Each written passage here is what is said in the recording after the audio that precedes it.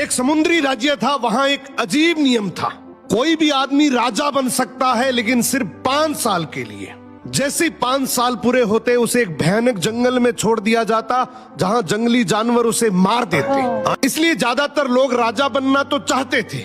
वो उस 5 साल के पीरियड में खूब मजे करते, पर जब 5 साल का समय पूरा होता तो वही आदमी रोते बिलखते जंगल की तरफ जाते।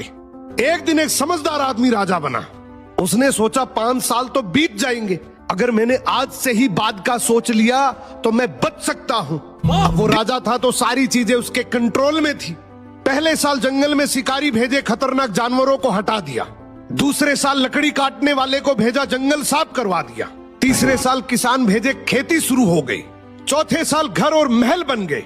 5वें साल तक वो जंगल एक खूबसूरत शहर बन चुका था। लोग हैरान थे।